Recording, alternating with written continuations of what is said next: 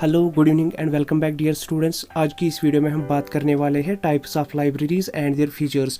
जो बच्चे competitive exam के लिए प्रिपरेशन कर रहे हैं या जो कोर्स कर रहे हैं BLIS MLIS, वो ये वीडियो एंड तक ज़रूर देखिए।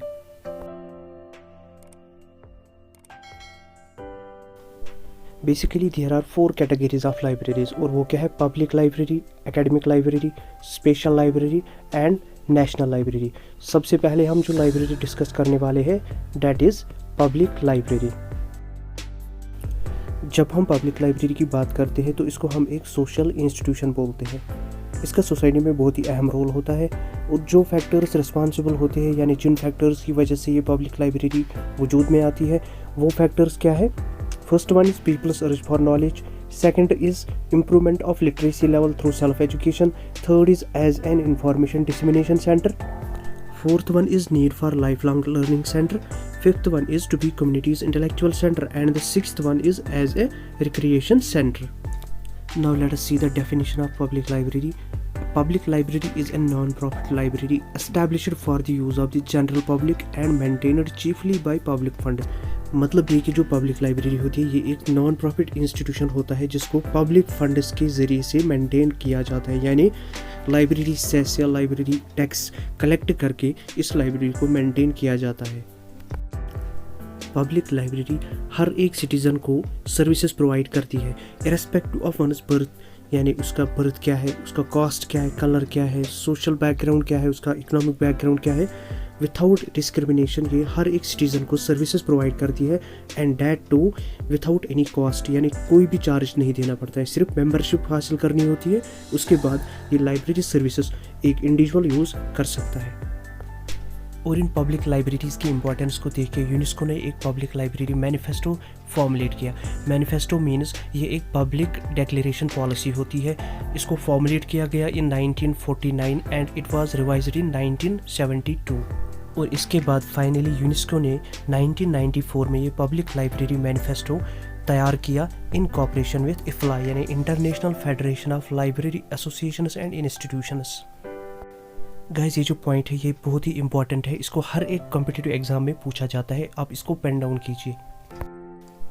ये जो मैनिफेस्टो होता है इसमें गाइडलाइंस दी गई होती है regarding objectives, activities and services of a public library, यानी पब्लिक लाइब्रेरी की फंडिंग कहाँ से होगी, इसका लेजिस्लेशन क्या होगा, और इसको मैनेज करने के लिए जितने भी रूल्स होते हैं या ऑपरेशंस होते हैं वो सब इस मैनिफेस्टो में दिए गए होते हैं।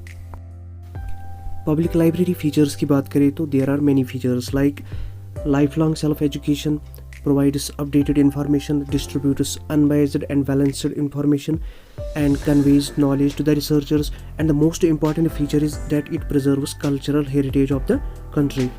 And the second category is academic libraries. In academic libraries में स्कूल, कॉलेज और यूनिवर्सिटी लाइब्रेरीज फॉलो होती है, और इन लाइब्रेरीज के 4 टाइप्स ऑफ यूजर्स होते हैं based on the level of education they cater. And these 4 type of users are students, teachers, research scholars, administrative professional and other staff of the institution. इसके अलावा ये जो 3 types of libraries under academic libraries आती हैं, इनके जो objectives, functions और source of finance वो डिफरेंट होता है।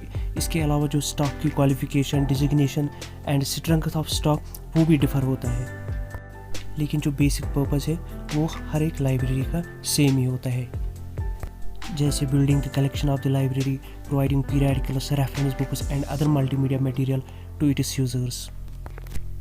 Now talking about the features of these academic libraries, these libraries serve the needs of the academic community like teachers, students, researchers and other staff members of an organization or institution. They collect and store all kinds of reading and reference material. इसके अलावा they provide reading areas for users. They render lending services which are appropriate to students, teachers and researchers. Then the next feature is they provide an active reference and information service to the members or users of the library. Now the third category of libraries are special libraries. ये जो special libraries होती है ये deal करती है with special user groups. इनकी जो collection वो भी डिफरेंट होती है, और ये जो सर्विसेज रेंडर करते हैं those are also different services from other types of libraries. और हाँ, these libraries are established to meet the information requirements of its parent organization to which they are attached. और ये लाइब्रेरीज ज़्यादातर research and development field में होती है। Like we have Indian Council of Medical Research library, इसी तरह से Indian Council of Agricultural Research library and other government libraries like we have Parliament library New Delhi. ये सारी लाइब्रेरीज स्पेशल लाइब्रेरीज कहलाती है। फीचर्स ऑफ स्पेशल लाइब्रेरीज की बात करें तो कुछ फीचर्स इस तरह से हैं। They perform exhaustive literature search to compile comprehensive list. इसके अलावा इंफॉर्मेशन को सिलेक्ट करना, प्रोक्योर करना, ऑर्गेनाइज करना, देन उसी इंफॉर्मेशन को रिट्रीव करना फॉर यूज़र्स, ये एक फ़ीचर है इसका। Next feature is information analyse करना और इंफॉर्मेशन सोर्सेज जो होते हैं उनको इवेलुएट करना। The most important feature is that they provide state of the art reports, critical reviews, monographs, research reports and reprints to its users. They provide indexes, abstracts and extracts. In addition to this, they prepare accession lists, bulletins, news summaries, newsletters, handbooks and manuals and other bibliographies for members of the library. Now the fourth and last category of libraries is national libraries. Guys, let me tell you, हर एक country की अपनी एक national level library होती है और जिसको maintain किया जाता है थ्रू नेशनल रिसोर्सेज। यूजुअली इस लाइब्रेरी का काम होता है पब्लिश करना नेशनल बिब्लियोग्राफी, और इन नेशनल लाइब्रेरीज़ का जो मेन मकसद होता है that is to collect and preserve the nationals literature. यानी इस कंट्री में जो भी लिटरेचर प्रोड्यूस होता है वो इस लाइब्रेरी को प्रिजर्व करना पड़ता है। इसके अलावा एज ए लीगल राइट हर एक ऑथर को जो भी वो पब्लिश करे उसकी एक कॉपी इस लाइब्रेरी में डिपॉजिट करनी पड़ती है। मीनवाइल ये जो ऑथर को एक कॉपी डिपॉजिट करनी पड़ती है इस लाइब्रेरी में, this is governed by delivery of books and newspapers act 1954, जिसको लेटर ऑन रिवाइज किया गया इन 1956। और इस नेशनल लाइब्रेरी की कलेक्शन बहुत यूनिक होती है जिसको बाहर इशू नहीं किया जाता है। मीन्स इसकी जो कलेक्शन होती है वो ज़्यादातर रेफरेंस पर्पज़ के लिए इस्तेमाल होती है। और जब हम फीचर्स ऑफ नेशनल लाइब्रेरी की बात करते हैं तो there are many features. Some important features are provide leadership among the nationals libraries, serve as a permanent depository for all publications issued in the country. Third is acquire other types of materials, provide bibliographical services and provide service to the government. So this was all about types of libraries. I hope आपको ये video अच्छी लगी होगी। Channel को subscribe ज़रूर करना, bell icon press करना ताकि नए वीडियो की नोटिफिकेशन आपको सबसे पहले मिले। Thank you for watching.